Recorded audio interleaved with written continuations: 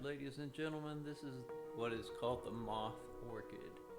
The moth orchid is highly valued by gardeners to put in their garden as an ornamental plant.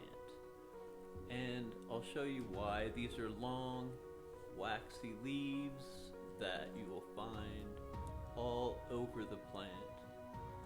And these are obviously used for photosynthesis to bring the energy it needs to make the flowers and their petals come alive. I'll show you those here in a minute. I'll tell you a little bit about the plant first. Now, what it does is currently it's in a pot with no drainage holes, so that might need a change. I might need to change it. Put it in a pot with more prominent draining holes, so the flowers I think might get bigger and the plant overall will be happier. You do need to make sure that these plants, all your plants, are well maintained, cared for, and they need to stay happy, healthy, so in turn you'll be able to appreciate them better and hopefully become happier yourself. That's one of the great reasons that gardeners do what they do, is to bring happiness, if not to themselves, then to others. It's a very selfless profession, and that might be part of the reason that I took this on. So we talked about the purpose of these leaves, why they are so big, waxy. The pots that they come in generally have no drainage holes. They're put in nice pieces that are used to show off their beauty to others, and that's the way it is. That's the way it is. Right now we're going to turn the plant around to show you its flowers. The petals of these flowers, the stamens, are loved by the natural world, by the insects that come, the butterflies that come in and kind of suck on the nectar.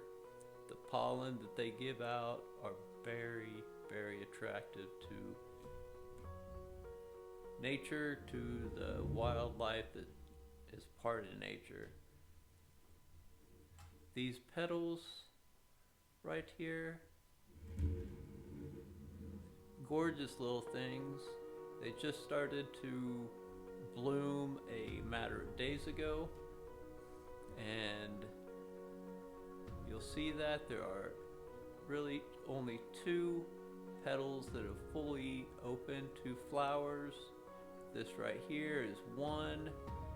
This one opened the other day. They're just kept in the windowsill.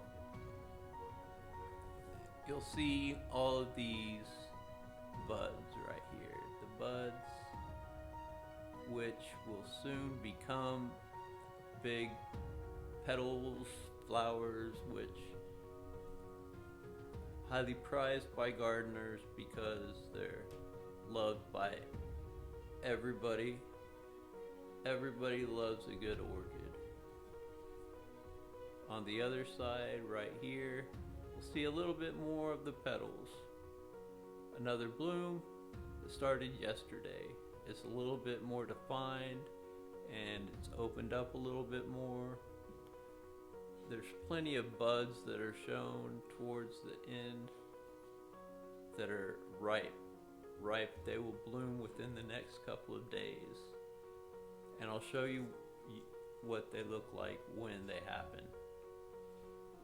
So that's an orchid. It's a moth orchid, and I'll be showing you more and more and more about them because I love them. It's the time of year when they start to bloom, and let me tell you about what happens to the plant during the time where it's not blooming. What I do is I cut off this branch when all of the flowers die off. There are little buds that form